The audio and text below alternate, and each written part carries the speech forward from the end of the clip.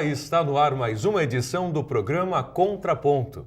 E hoje estamos aqui de volta a esta bancada para debatermos os assuntos mais relevantes tratados pela mídia no Brasil e também aqui no Rio Grande do Sul.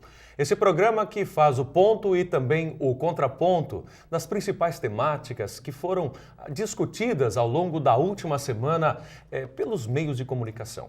E nós, aqui através do canal 15 da NET, na TV Unifra, vamos discutir, vamos tratar esses assuntos, mas hoje, de maneira muito particular, já destacando desde o início do nosso programa, vamos falar de um único assunto, eleições 2014. Hoje não vamos dividir em várias pautas. Será esta, mas esta pauta será dividida nos 3 blocos. Vamos fazer alguns enfoques a respeito do pleito que acabou de ocorrer no último final de semana.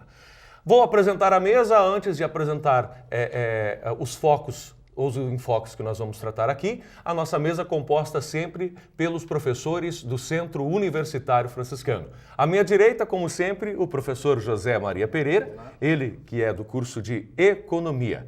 Ao lado dele temos uma novidade hoje aqui na mesa. Temos a presença da professora do curso de Serviço Social, ela que é, portanto, assistente social, Larissa Ramalho Carvalho. A professora, então, muito bem-vinda ao nosso programa. E à minha esquerda está hoje o professor Alexandre Macari, ele que representa o curso de História aqui da nossa instituição. Não teremos hoje o professor Paulo Ferroni, do curso de Direito. Mas eu já dizia antes, eu destacava, temos hoje como destaque as eleições 2014. No primeiro bloco, vamos analisar uma perspectiva, fazer uma perspectiva, na verdade, um cenário a respeito das eleições nacionais. No segundo bloco, vamos falar do pleito em nível estadual. E no fim, no terceiro bloco, vamos falar sobre um assunto que tem a ver também com as eleições, que tem a ver com o campo político. Afinal de contas, 77 milhões de pessoas assinaram o plebiscito pela reforma política. E esse assunto também é interessante, nós vamos trazer para cá, para esta mesa. E assim nós começamos esse debate, esse nosso programa de hoje, falando sobre as eleições que aconteceram no último domingo. Hoje é terça-feira, estamos gravando o nosso contraponto e eu vou abrir o bloco com o professor Pereira, né, se os colegas me permitem. Professor, a eleição dentro da normalidade, um pleito calmo, tranquilo.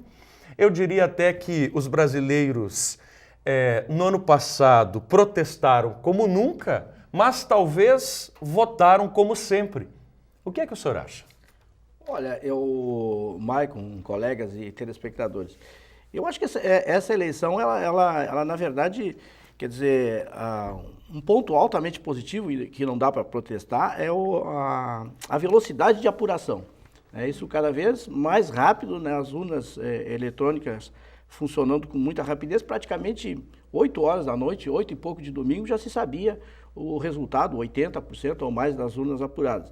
Então, esse é um ponto que o pessoal, certamente de junho do ano passado, não poderia protestar. Quanto aos resultados, especificamente, né, acho que há algumas surpresas, né? O primeiro ponto, e pena que o professor Ferroni não está presente hoje, que seria a discussão das pesquisas eleitorais, né? Que ele sempre critica e eu sempre defendo. Não está, mas eu estou. Não, mas para te lembrar sobre isso, tá professor. Certo, mas veja como eu sou uma pessoa consciente, né? Que eu já venho na defensiva, já né? Defensiva, muito bem. Já veio, mas não fui só eu que na verdade, acho que a gente discutiria um bloco inteiro sobre as pesquisas, né?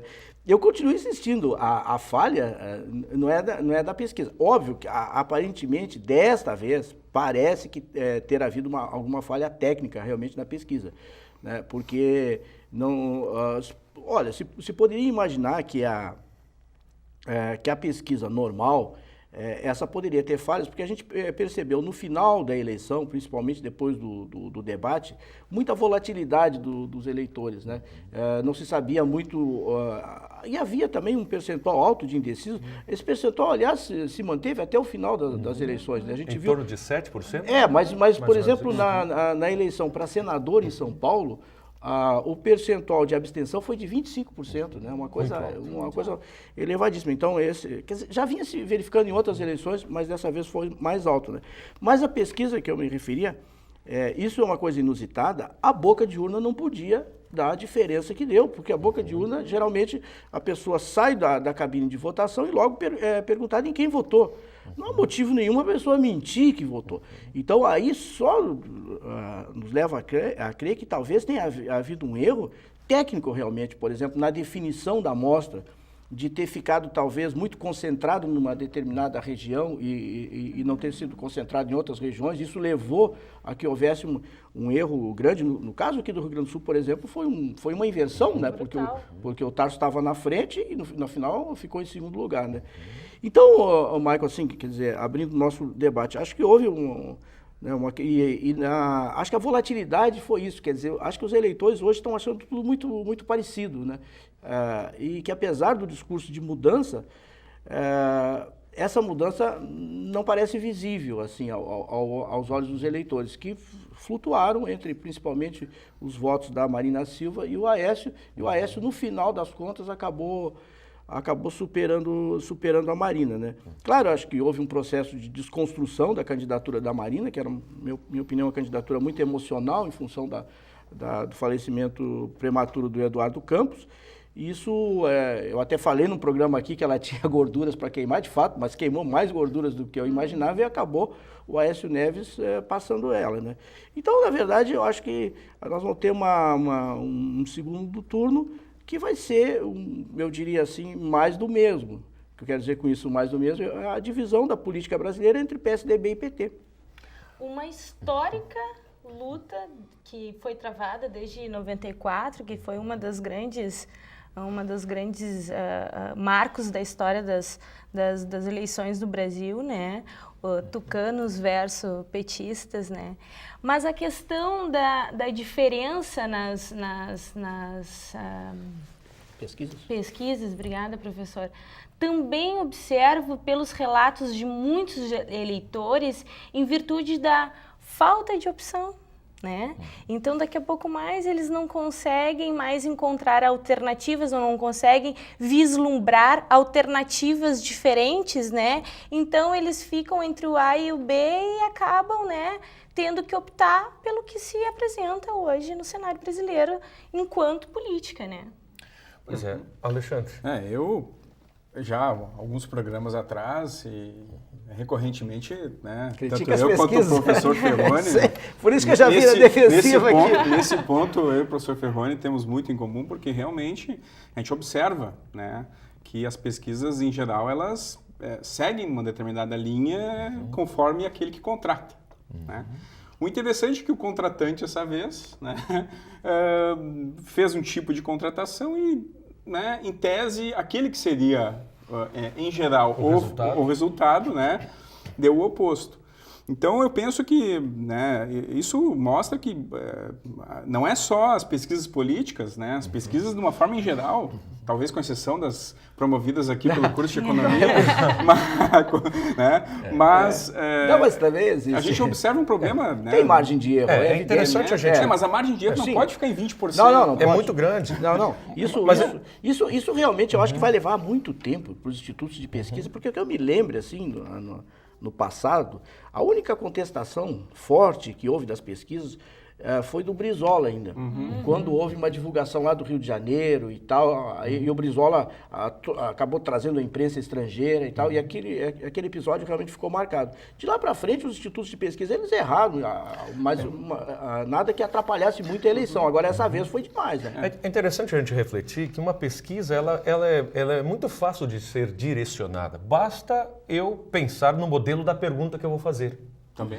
Basta o local onde eu vou promover a pesquisa. Porque uma coisa é fazer uma pesquisa na Avenida Paulista, outra coisa é fazer a pesquisa na periferia do Rio de Janeiro. Quer dizer, os resultados vão se alterar à medida em que as pessoas que responderam às questões vão ser de perfis socioeconômicos diferentes. Aí que eu acho que talvez, Maicon, tenha havido esse erro. Porque como o debate da Rede Globo foi na véspera, na quinta-feira, sexta-feira não podia mais haver divulgação, e a divulgação veio na sexta-feira, eu acredito que essa pesquisa foi feita muito em cima da perna e talvez privilegiando Rio de Janeiro, São Paulo só. Provavelmente. E regiões centrais, porque os pesquisadores não tiveram tempo de se Não deslocar. tiveram tempo de se deslocar até uma zona pelo resto do Brasil. Exato. Eu acho que aí a falha está na amostragem. Pois é. As amostragens são diferentes. Eu E acho. essa urgência de trazer um determinado tipo de Um pesquisa. dado, uma informação, porque você é contratado para isso, você ganha para isso. Os tempos de hoje prevêem essa ideia da mitização. Tu abre aqui a internet, você já tem uma série de notícias. E as pesquisas não estão conseguindo acompanhar. Eu acho que isso A aí mídia investe em pesquisas porque a pesquisa faz com que fidelize também o telespectador, Claro. o leitor. Quer dizer, eu sei que no site tal ou na TV tal haverá a apresentação de uma pesquisa, então eu vou ficar ligado, quer dizer, eu vou me programar para ficar ali. Então isso convida muito o telespectador também. Mas eu acho que isso tem um ponto bom nesse episódio todo, que vai ser reconsiderar o papel das pesquisas eleitorais, né? Porque o eleitor no Brasil, depois de discutir o voto das pessoas, né, vota muito no candidato que ganha, né? Não tanto pela proposta, pelo programa, coisa que não se viu, discussão mesmo foi proposta, a gente viu mais acusações de parte a parte, né? Então o eleitor hoje fica muito, olha, quer votar no candidato que ganhe. E a pesquisa induz o eleitor a esse tipo de comportamento. E tem a questão do voto útil, né? Que eu acho que hoje é uma das grandes discussões também. As pessoas, o que eu observei que após o debate de quinta-feira, as pessoas começaram a refletir um pouco mais acerca do voto que dariam no final de semana, né? Então, pensar um pouco mais nessa questão do voto útil, ou seja, daqui a pouco mais não vale a pena eu votar no candidato X, porque ele não vai ganhar. Então, eu vou votar naquele que se aproxima, ou que as propostas, ou que a ideologia político-partidária se aproxima do que eu quero. Até sobre isso, né, eu acho interessante porque esse último debate da Globo é sempre o mais badalado, né? E a gente não chegou a conversar sobre isso. É a maior emissora do país. Alexandre, é feito num horário em que a maioria da população, sobretudo a população não escolarizada, ou pouco escolarizada, melhor, né?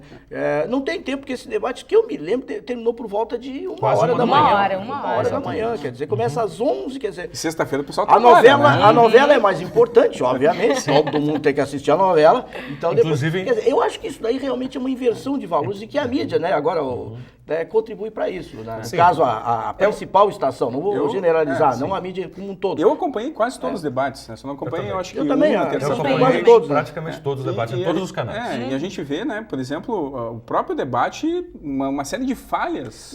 Que, né, de erros, de cálculos de tempo, de erros também, de cortes, de condução no sentido de você não dar réplica, não dar oportunidade de uma manifestação, ou dar oportunidade de manifestação a alguém e não a outro alguém.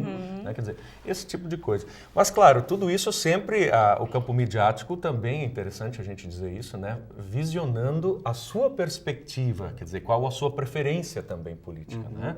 E isso é óbvio, isso está claro, né? E fica claro.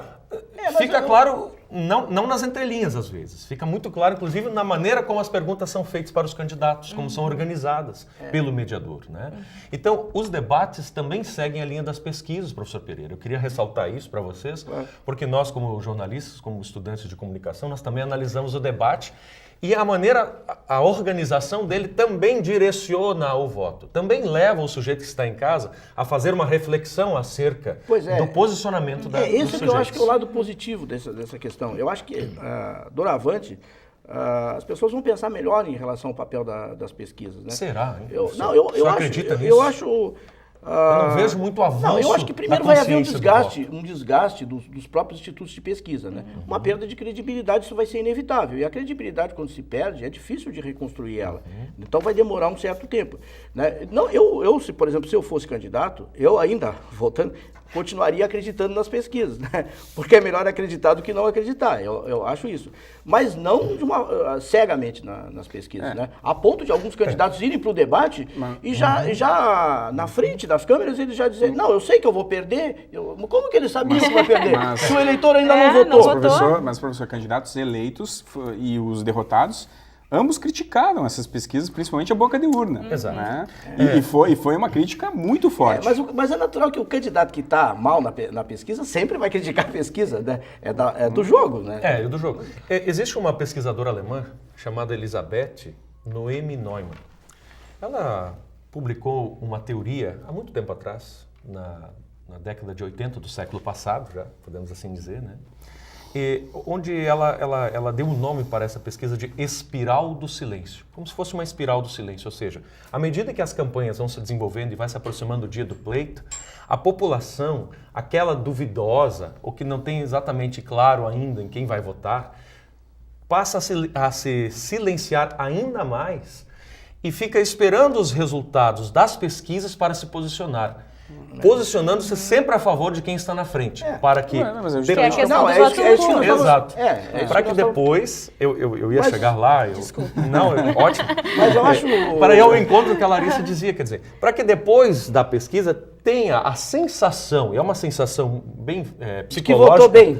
e fisiológica exatamente, Que, na verdade, Que fiz a minha de que parte. fez parte do grande grupo Mas vencedor. aí é que está, Entende? acho que aí que está o lado errado, porque é uma eleição que, por exemplo, presidencial, ou mesmo para governador, que tem 2 turnos. Essa eleição é para a pessoa votar no melhor candidato, que ela acha que é o melhor candidato, que tem mais proposta, independentemente de perca, se o candidato perder. Né? Porque daí ela votou, claro que no segundo turno ela vai ter que votar talvez no menos pior, se não é o candidato dela. Mas o primeiro turno existe exatamente para isso, para reforçar, por exemplo, o partido, para reforçar o próprio candidato lá na frente, numa outra eleição que vai vir. Então isso é um engano, é uma coisa que a pesquisa... Até porque, né, nesse ponto, professora, o senhor destacou, né, que é importante sempre verificar, além das intenções de voto, o nível de rejeição dos candidatos.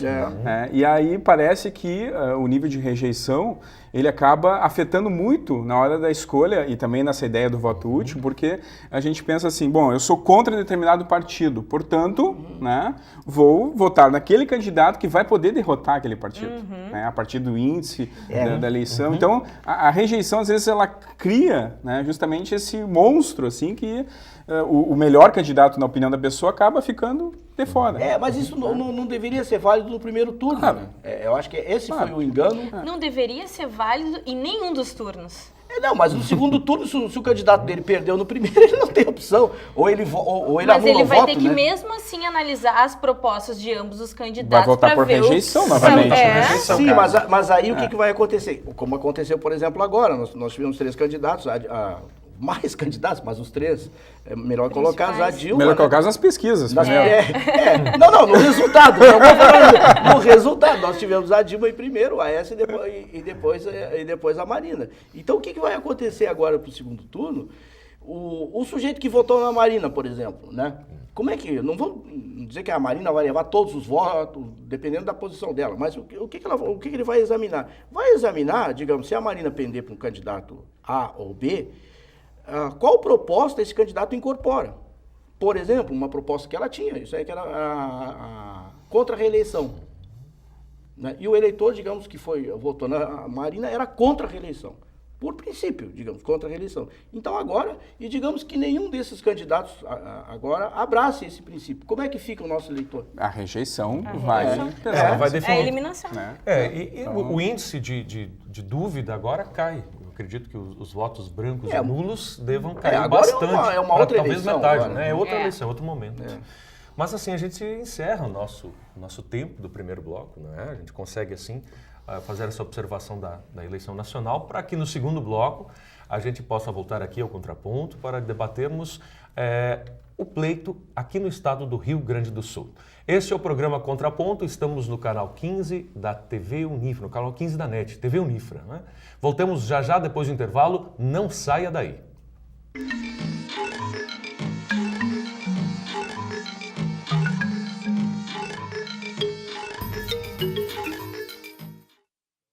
Pedrinho é uma criança especial, que enfrenta dificuldades diariamente. Para passar por tudo isso, conta com seus fiéis amiguinhos escudeiros, que o ajudam a vencer cada obstáculo. Sem eles, Pedrinho nunca conseguiria enfrentar o temível dragão, que impede que todos levem uma vida feliz no castelo. Para quem enfrenta um dragão por dia, uma mão amiga sempre é bem-vinda. Por isso, Pedrinho precisa da sua ajuda também. Contribua com a Escola Antônio Francisco Lisboa e transforme a vida de vários Pedrinhos. Tudo que é ensinado na infância reflete no futuro. Por isso, o projeto Acorde com Arte atende crianças que dependem da sua ajuda para aprender ainda mais sobre arte e educação. Assim, vamos construir uma sociedade cada vez melhor. Ligue 3213 5368 e faça sua doação.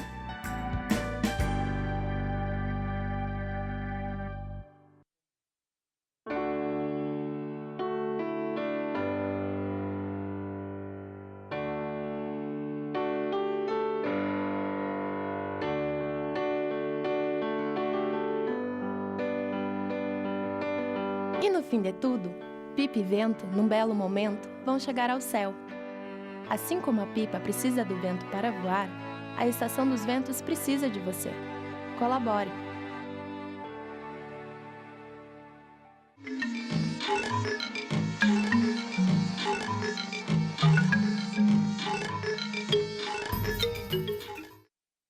Muito bem, de volta, segundo bloco do Contraponto, agora para falarmos sobre o pleito estadual. As eleições no Rio Grande do Sul, professora Larissa Ramalho Pereira. Antes eu havia errado o nome dela e estou aqui corrigindo no ar mesmo, não é?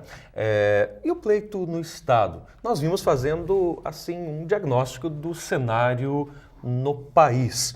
No estado também tivemos uma eleição calma, a princípio nenhuma grande novidade, nenhum problema, nenhum distúrbio, mas também uma peculiaridade. O candidato que nas pesquisas transitava lá pela terceira colocação surpreende, e podemos dizer isto, não é, com o primeiro lugar e um número expressivo, inclusive. E que não acreditava em pesquisas, diga-se de passagem. Muito bem. Ele sempre dizia que não acreditava em pesquisas. A professora que, pela sua prática também, né, de assistente social que circula pelas comunidades, como é que a senhora enxergou essa mudança, a pesquisa nos bairros, na cidade, não é? O assistente social ele circula por esses locais. Sim. A pesquisa não faz diferença na hora do voto da população, professora? O que a senhora acha sobre isso? Na verdade, eu acho que a pesquisa, ela faz diferença para toda a população, independente da classe social a que ela pertença, né? Porque a pesquisa, ela deveria retratar um pouco da realidade ou do desejo da população por um candidato, por uma proposta que lhe compreenda as suas necessidades, né? E eu acho que a grande necessidade da população hoje, independente de ser a classe A, B ou C, é a necessidade da mudança. É a ânsia pela transformação, por uma reforma não só política, mas uma reforma social que vá contemplar aspectos não só que se dirigem à população pobre, mas também à classe média, que está um tanto desanimada, não sei se desanimada, mas que tem uma descredibilidade nas relações político-partidárias. Agora, mas aí vem o uma resultado da pergunta. eleição nacional foi visível, né? O descontentamento da classe média foi visível. Agora aí vem uma outra pergunta, né? A professora Larissa dizia que há toda uma necessidade, uma vontade da chamada mudança, que apareceu essa palavra nas propostas de todos os candidatos. Entretanto, existe uma perspectiva de mudança também a partir do eleitor? Quer dizer, ele está sendo mais inteligente na hora de votar? Não sei se na hora de votar, mas ele já vem fazendo uma campanha ou um movimento contrário ao que vem aparecendo desde junho de 2013. Então, eu acho que o grande boom de junho de 2013, ele também reflete nessa discrepância entre os resultados das pesquisas, né, e os resultados do pleito desse final de semana. Eu acho que há uma contradição, Larissa, por exemplo, no eleitor, né? Por um lado, ele quer a mudança, né? Agora, só a gente tem que imaginar que as manifestações de junho, elas não refletem um país heterogêneo que nem o Brasil, né? A gente viu um voto maciço, por exemplo, no Nordeste para presidente Dilma, provavelmente, eu diria quase que certamente em função dos programas sociais, como Bolsa Família, Minha Casa Minha Vida e tal. Então, talvez essas pessoas até aspirem mudança. Mas na hora, eu acho que isso explica muito essa volatilidade do eleitor, né? Que foi uma coisa muito rápida, porque no início se imaginava que a Marina tinha muitos votos lá no Nordeste e no final das contas ficou restrita ao estado de Pernambuco. Então, mas ela deve ter tido em algum momento das pesquisas muito voto na região Nordeste como um todo. E isso se espraiou, vamos chamar assim, né? No final das contas, e para presidente Dilma. voltou no final. Então aí que eu acho que é a contradição. Quer dizer, aparentemente há um desejo de mudança, mas também um desejo de não perder o que já existe. Então, isso beneficiou a presidente. Mas até porque, assim, eu vejo um pouco diferente a questão da influência do junho de 2013, né? Porque, bom, muito se pregou, muito se discutiu e se cobrou naquela época, relacionado principalmente à questão da corrupção, enfim. Mas não só isso, né? Também elementos que poderiam ser e foram muito discutidos na campanha, como questões sociais, questões contra o preconceito. Né? A gente repara os candidatos a deputado eleito, os mais votados são os conservadores. Então, aí que eu falei desse negócio, quer dizer, querem mudança, mas querem, mas não querem. Mas lembra mas não votam. Querem, mas não votam. Mas foi o trocadilho que eu fiz no início. E quais são as alternativas? Então, mas foi o trocadilho que eu fiz no início. E quais são as alternativas? Querem mudança, mas o voto não mudou. Quer dizer, é o trocadilho que eu fiz no início. Mas a cobrança muda. Mas eu acho que a cobrança da população em relação aos candidatos, eu acho que está mudando. Eu percebo, pelo menos aonde eu circulo, e principalmente, vamos pensar em âmbito de comunidades, que há uma cobrança desta comunidade, desta população mais pobre e uma população que está construindo uma proposta mais crítica, ou seja, eu quero participar de conselhos municipais, né, de todos os canais de participação onde eu possa me manifestar para fazer essa mudança. Interessante. Mas nós não podemos esquecer que nós estamos nesse bloco falando de eleições no Rio Grande do Sul. Sim. Nós temos que tomar esse cuidado também, claro. Sim. Estamos fazendo diagnóstico aqui ainda observando o nível nacional. Sem citar. Mas eu cito também vamos voltar para cá um Estado. pouco. Eu falo também referente à questão do Estado. Tu enxerga isso no Rio Grande do Sul, Alexandre? Sem dúvida alguma. A gente verifica os candidatos a deputado eleito e vamos ver uma forte tendência conservadora. A manutenção do que já Né? existia. Eu diria até assim, uma ampliação. Uma ampliação do que já existia. Que, na verdade, da ideologia, é verdade. Né, uns currais eleitorais dos candidatos, sobretudo para candidato a deputado federal, por exemplo, né, que é mais difícil, precisa de muitos votos, e para deputado estadual.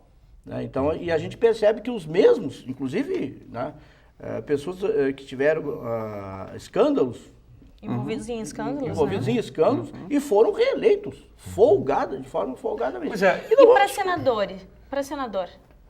O que você quer dizer? Bom, aqui no caso do Rio Grande do Sul, eu acho assim, no caso de senador aqui no Rio Grande do Sul, foi uma eleição muito parelha. Né? Muito parelha. Voto a voto. Mas aí apareceu o desejo de mudança. De mudança.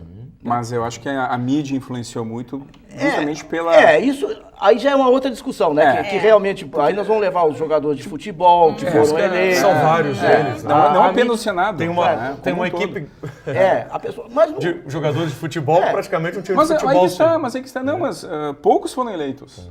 Poucos foram dos candidatos que eram jogadores, ex-jogadores e inclusive ex-dirigentes, pouquíssimos foram eleitos. Então, eu diria 2 foram eleitos, do mesmo partido. Né? Então, um para federal e outro para estadual. Então, isso reduziu. Tínhamos mais candidatos jogadores. Que precisa também muito mais voto agora, né? Sim. Tá mais difícil de se eleger então, também, quer né? dizer, um clube só é difícil. Tá mais difícil se eleger agora. É difícil. Mas aí nós vamos outra coisa também, né? A qualidade do voto também, essa não melhorou muito. Talvez até tenha piorado, né? Se a gente for olhar no caso de alguns candidatos. Que a gente mas essa questão da qualidade do voto, é discutida, né? Ela é muito relativa, porque a qualidade do voto também é a qualidade da proposta do candidato. E daqui a pouco mais esses candidatos não têm propostas que se alinhem ao que eu necessito. Mas de um modo geral, Larissa, os candidatos a deputado federal, talvez até a senador talvez um pouquinho, não tiveram tempo de apresentar proposta. Tiveram debate Senado. Só Senado, debate. só Mas Senado. Na televisão o tempo deles é tão curto que mal eles dizem o número e o nome e acabou. Entendeu? Quer dizer, então ninguém vota. Esse sistema eleitoral no Brasil é um suicídio, entendeu? O eleitor não tem condição de separar o joio do trigo, né? Não tem condição. Pois é, gente. E daí resulta em alguns votos meio...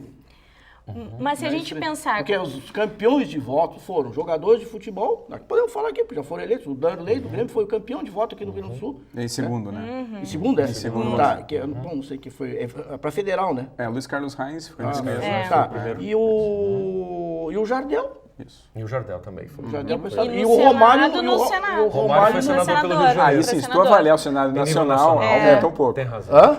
É. Não, é que Senado Nacional. aumenta mesmo. porque a gente pode colocar muitos candidatos, Sim. muitos ex-jogadores e dirigentes aqui no estado, inclusive, né, o Paulo Odoni, que foi dirigente do Grêmio, não se reelegeu. Não se reelegeu. Né? O Dinho, o Mazzaropi, o próprio Ibicim Pinheiro, que foi Ibicim dirigente Pinheiro do também, Internacional. do Internacional. Então, vejam, muitos não se elegeram. Né? Pois é. E aqui, a nossa... Bom, saindo um pouco dessa questão dos deputados, mas vindo de novo para a pesquisa. Para né? governador do estado, que a gente não governador. falou, Exato. né? Exato. Que é o mais importante. Exato, né, quer dizer, e a pesquisa aqui, então, foi uma reviravolta, muito parecido com o que já havia acontecido há um tempo atrás. Não mas é? eu acho que isso demonstra também um pouco o perfil do gaúcho. Do gaúcho, O né? eleitorado. Exato. Acho que o eleitor gaúcho não perdoa o erro. Não, isso eu acho que pareceu visível, né? Então nós tivemos um processo de desconstrução da candidata Ana Amélia que ela não conseguiu explicar, pelo menos o resultado mostrou isso, e ela foi punida, né? Ela E aí foi punida na hora beneficiou do um voto. candidato que, na verdade, mesmo que ele não acreditasse em pesquisa, ele foi favorecido por uma conjuntura do qual ele ficou neutro nesse processo, né? E já tivemos uma experiência, isso acho que na época do Brito, né, o Brito polarizava, era um Tarso... O Rigoto. Sim, não, o Rigoto entrou. aconteceu também. Não, o Rigoto Mas acabou se entrando. tornou governador. Foi O Rigoto isso. fez o papel Na do como é mesmo? O candidato do PMDB? O Sartori? O Sartori, na época. Foi o Tércio, né? Sim, sim. É interessante, né? Eu acho que quem disputava lá era o Tarso ou era o Olívio que disputava com o Brito? Na época. Brito, Na época, acho que isso aí. o Olívio. Foi Foi o o Olívio, Olívio. era o Olívio. Até a campanha do Sartori, ele tem a questão do... lembrando em relação ao Rigoto, eles tinham o mesmo slogan, né? O coração do Rio Grande, agora Rio Grande é a minha casa. Então até eles têm uma estratégia política muito parecida. Aqui no Rio Grande do Sul, as últimas eleições, eu acho que há bastante tempo, né? Não é para cardíaco, não, viu? É um teto para cardíaco. Os candidatos que eu digo. Pois os é, candidatos que eu digo. Os debates foram importantes para a eleição aqui no Rio Grande do Sul, Alexandre? Tu achaste o debate da televisão, especialmente? Eu não achei. Por quê? Pois aí que tá. Eu acho que o professor Pedro destacou sobre a desconstrução da candidatura da outra candidata, que não acabou não indo para o segundo turno, foi mais determinante do que, inclusive, os debates. Porque o candidato do PMDB, no caso, ele estava isento, né? Estava neutro nessa discussão. Estava de observador externo. Observador. E claro que isso favorece o candidato. E como ele estava à frente de outros candidatos nas pesquisas, isso pode ter sido um sinal, uma luz para aquele candidato, para o eleitor. Porque eu não vou votar no quarto, vou votar no terceiro, que é o que pode ser que tenha chance. Né? Isso. Então isso pode ter acontecido. E para presidente, eu diria que aí sim, o debate pode ter alguma influência. Mas também a própria.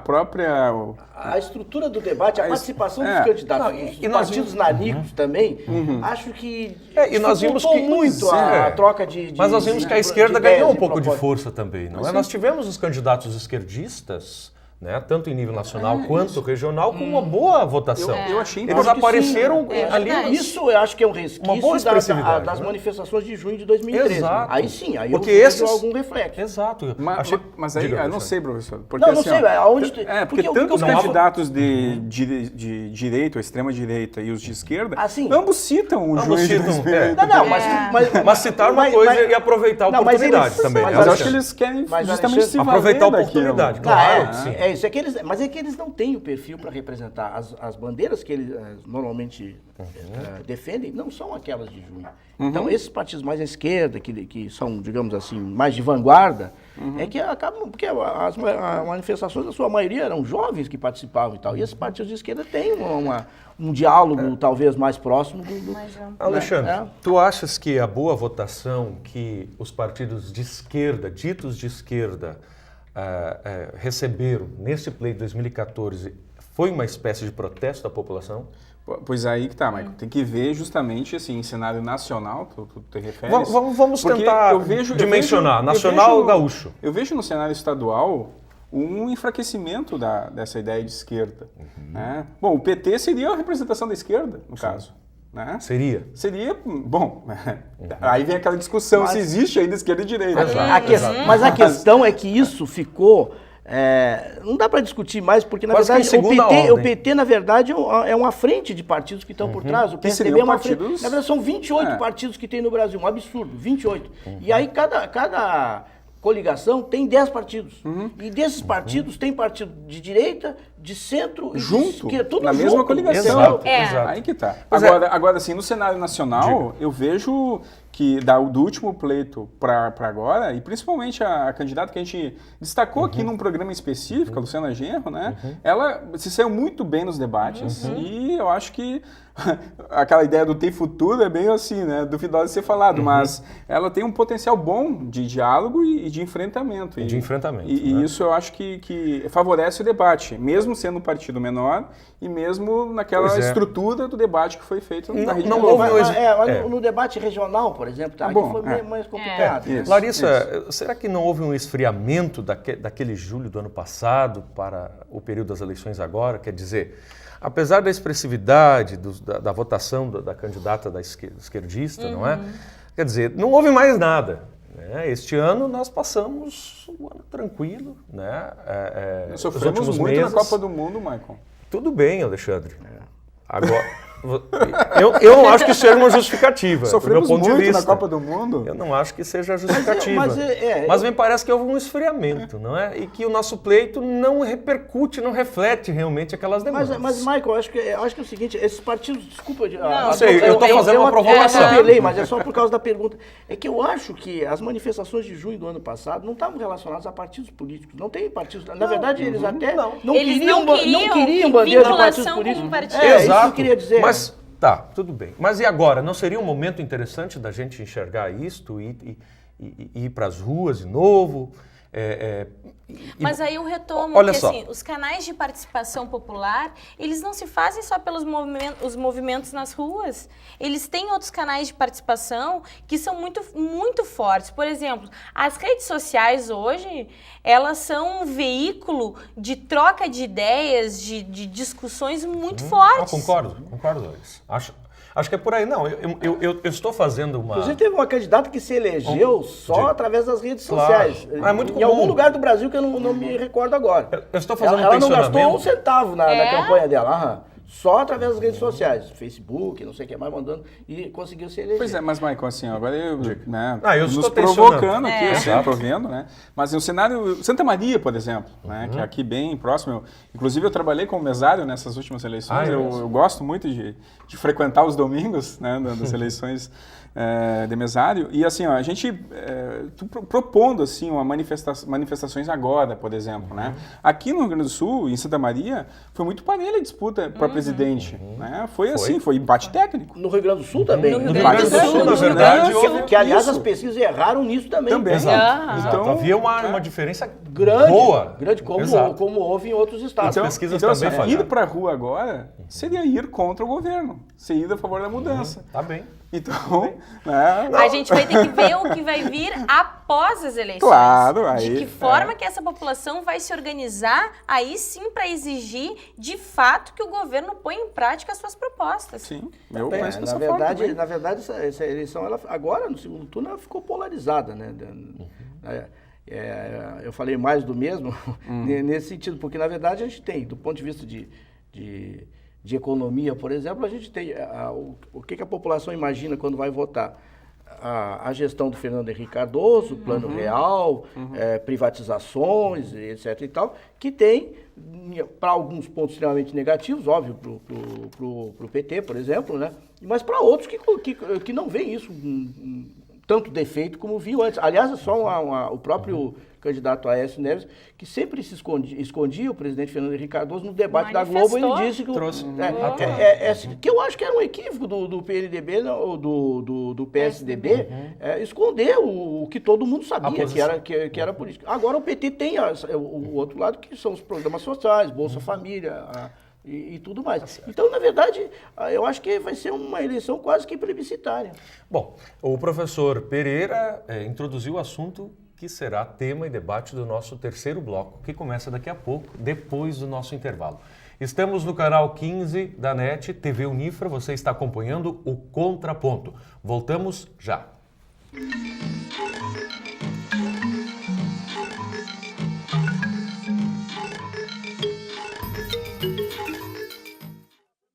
Inocência e energia que marcam o nosso dia a dia. Cuide do nosso futuro, cuide das nossas crianças, com seu gesto de ternura. Santa Maria avança. Seu gesto pode mudar a realidade de muitas crianças. Colabore com a escola Nosso Lar. A Liga Seletiva se uniu para ajudar e salvar o planeta com Papelito, Metalinha, Super Vidro e Plasboy. Você pode fazer parte da Liga selecionando o material reciclável da sua casa. Entre em contato com a Asmar pelo telefone 3026-9167. Junte-se a nós. 95% de energia elétrica no Brasil é proveniente das hidrelétricas. Cada brasileiro consome em média 200 litros de água por dia. A produção de energia responde por 15% do consumo mundial de água. Até 2020, o mundo irá gastar 55% da energia disponível no planeta. Sua água também é sua luz. Uma campanha do Centro Universitário Franciscano.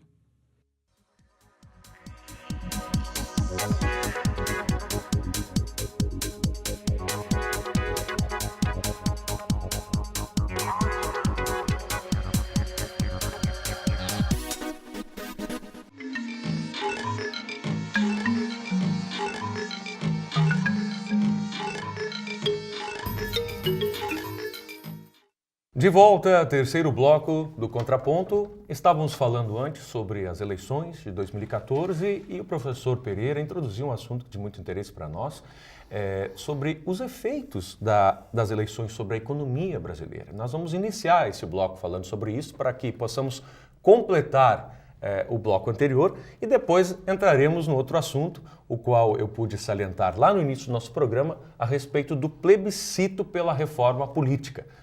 Este assunto também está, digamos assim, hoje sendo discutido, tanto pelo campo midiático quanto também pela população.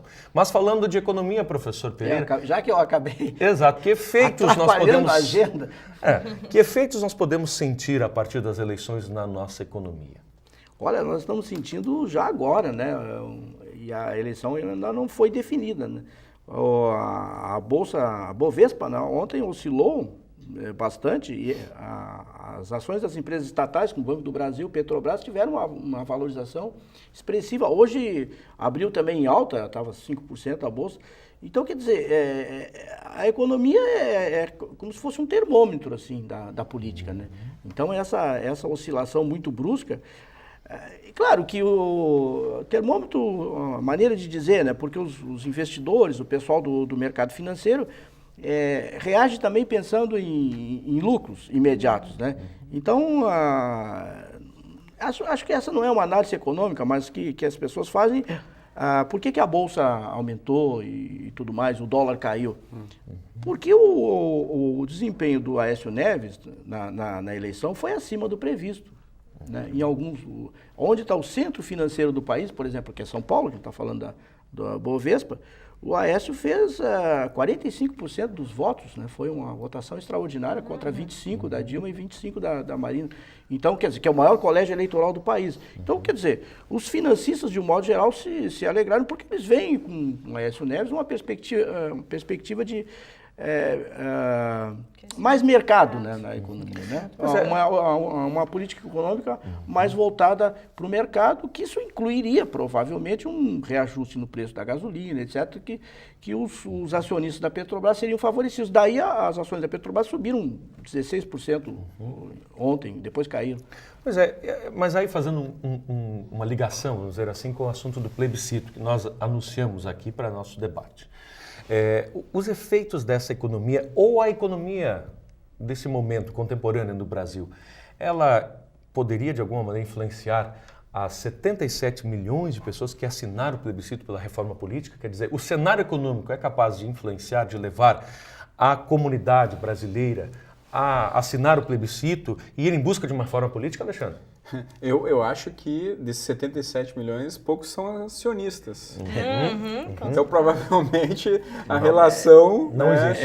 Não seria mas justamente proporcional. Eu quero entender essa relação. Mas quer dizer, a economia... Não houve, eu acho que nessa eleição foi, que eu me lembro das eleições que, para presidente, onde houve menos discussão técnica de economia, mesmo até de programas. Acho que praticamente não houve. Houve acusações, assim, no passado era assim, agora é desse jeito, isso, aquilo, você... Quer dizer, não houve. Ninguém mostrou um plano. Não, a única discussão... E quem se aventurou a fazer isso foi apedrejado, que é o caso da Marina, que falou no caso da independência do Banco Central. Que, na verdade, independência do Banco Central era um modo de dizer, seria mais autonomia para o Banco Central. Quer dizer, ela não definiu muito bem, quer dizer, foi uma economista que cochichou no ouvido dela e ela soltou aquilo, como outras coisas que também ela teve que voltar atrás, né? Então, acho que mas o eleitor, de um modo geral, ele tem essa ideia, né? Que com a Aécio vai ser um tipo de gestão econômica e com a Dilma vai ser essa gestão que a gente já conhece. Então, essa é uma questão, justamente. Essa é uma então, questão. acho que assim, quando os candidatos que estão tentando assumir a presidência, né, e não a reeleição, que é o caso da presidente Dilma, né, quando eles não fazem nenhum tipo de proposta construtiva, isso pode ser um aspecto negativo, né, inclusive dentro dos debates, né, porque evita a acusação. Olha, né? Então, assim, se uma política... né, se o candidato lá que está à reeleição, bom, o modelo político é esse aí. É o que está aí. Vigente. Se não está bom, não está bom. Se está bom, está bom e é isso aí. Agora, né, os que estão justamente tentando ocupar esses espaços, eles têm que, né, ser propositivos dentro dessa lógica.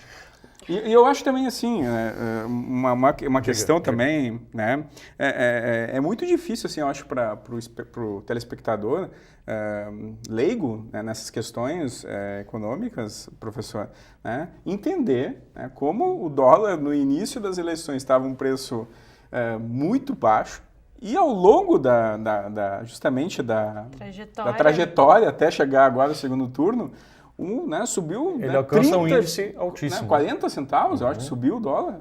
Então, pode ser que o eleitor, desculpa, professor, mas pode ser que o eleitor não consiga fazer essa análise de uma ótica, de uma perspectiva econômica, mas ele consegue ver numa fala de um candidato em que ele diz que há uma independência, uma autonomia do Banco Central e o outro candidato rebate dizendo que, bom, então daqui a pouco mais o Banco Central é quem vai comandar os programas sociais, aí fica com medo e, óbvio, vai votar, vai fazer novamente aquela questão do voto útil, ou seja, o voto também de segurança, né? Para que eu não perca o que eu tenho, né, garantido, eu vou manter o que está em vigor. Larissa, mais de 30%, 77 milhões de pessoas assinaram o plebiscito pela reforma. Mais de 30% da população brasileira esse número, ou cerca de 30%, certo? Isso significa, esses 30%, aquilo que você estava defendendo no bloco anterior, de que o sujeito, o brasileiro, está mais crítico na hora de fazer o voto, está mais crítico com relação à sua realidade e está buscando mudanças e vai cobrar dos candidatos eleitos? Eu acredito que sim. Este poderia ser um reflexo, Larissa? Poderia ser um reflexo, eu acho que já é um reflexo. À medida que isto vira pauta, não uma pauta política, mas uma pauta da população. Do dia a dia, do cotidiano. Do dia a dia, do cotidiano da população. Quer dizer que eu não estou mais satisfeito com o que estão me propondo, né? Com o que está posto. Eu preciso de algo que oxigene essa política, que oxigene a população, as formas como vão sendo conduzidos os programas sociais também, que estão intrinsecamente relacionados com a economia.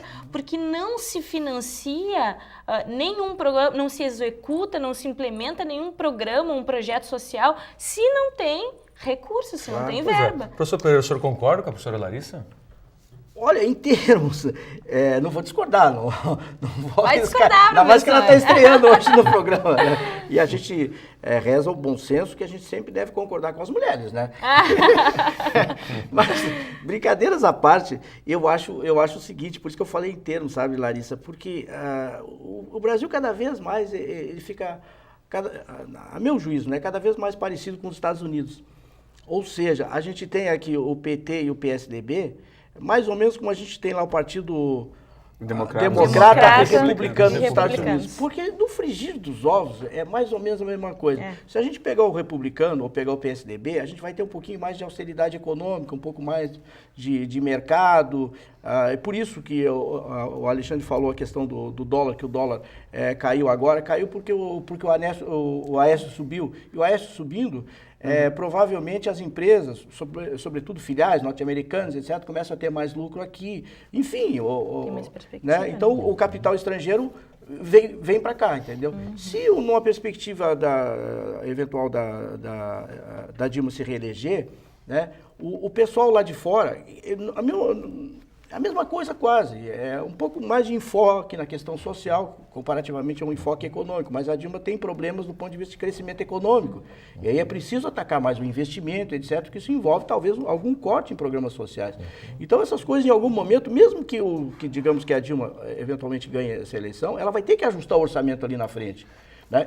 Mas isso não é visível para o eleitor. Para o Aécio, isso é mais visível. Então, no final das contas, a gente tem mais ou menos essa alternância de política econômica no Brasil, que a gente vai ter, que é mais ou menos o que ocorre nos Estados Unidos. Quer dizer, é muito pouca diferença entre os dois. Quer dizer, o PSDB, o pessoal do PT fica horrorizado quando eu falo isso, mas PT e PSDB, na verdade, são muito parecidos. Em que medida a reforma política mudaria o cenário da economia brasileira? Professor Pereira. Quer dizer, é possível fazer vislumbrar alguma coisa? Estamos em busca de uma reforma política. Essa é uma discussão, foi tema de pauta. Hoje nós temos 28 partidos. 28 partidos. Quer dizer, esses partidos sobrevivem, de um modo geral, com uma subvenção que eles recebem, né, do próprio governo, do fundo partidário. Do fundo partidário. Quer dizer, e esses partidos, quer dizer, não vão chegar a lugar nenhum. Quer dizer, eu acho que tem que ter uma estrutura de fortalecimento dos partidos, do ponto de vista ideológico, que hoje, os partidos hoje são o tempo na TV. Né? O que os partidos disputam hoje é o tempo na TV. Ideologias à parte. Isso realmente, convenhamos, é um sistema eleitoral que está falido. E para além disso, né, se a gente tem uma grande polarização de partidos, na hora de tu governar também é muito difícil. Daí a gente entra de novo no aspecto da negociação de cargos, negociação Isso eu vejo, Larissa, desculpe, um pouco da desconstrução da Marina. Porque a dificuldade que o eleitor, como tu mesmo falou, quando ele começou a raciocinar no final da corrida, que ele estava indeciso, talvez querendo votar na Marina por questões até ideológicas, mas ele viu, mas ela, como é que ela vai conseguir governar se ela não vai ter base de apoio no Congresso?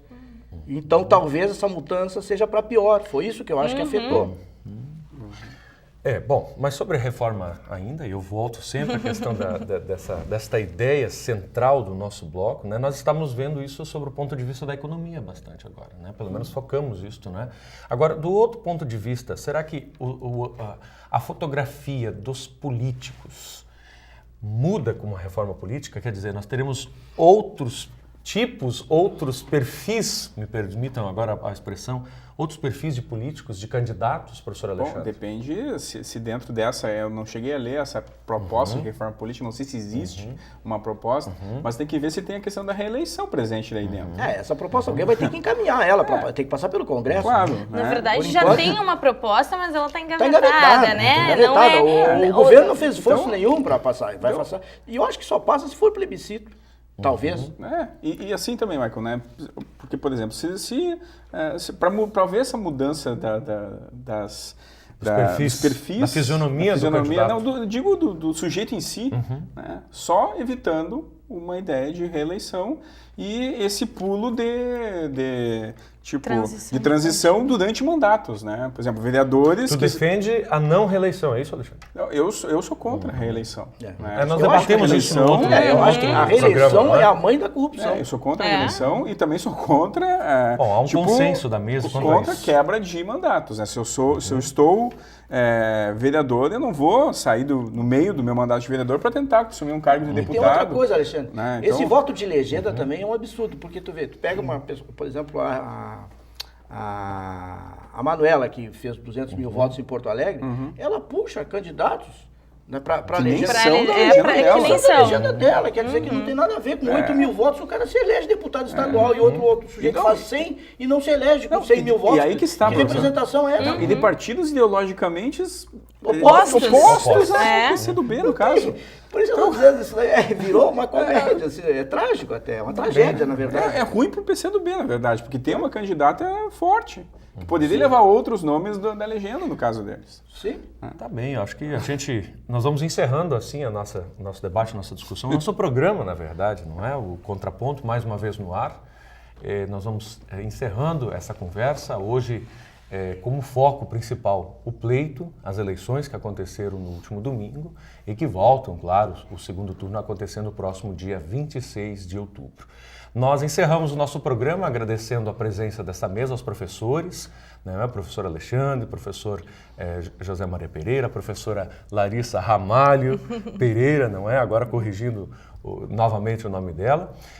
Estamos aqui para receber as suas dicas, as suas reclamações, as suas sugestões de pauta. Para você que está em casa, a gente também agradece a audiência, agradece a equipe da TV Unifra. E assim encerramos mais uma edição deste Contraponto, que está sempre disponível para você assistir aí neste endereço eletrônico, na mídia social do YouTube e também no canal 15 da NET, através da TV Unifra, sempre às quartas-feiras, às 10 horas da noite, nas sextas-feiras e também no domingo à noite, às 10h30, então da noite, às 22h30. Este é o horário do nosso programa. Mais uma vez, muito obrigado e até o próximo. Tchau, tchau.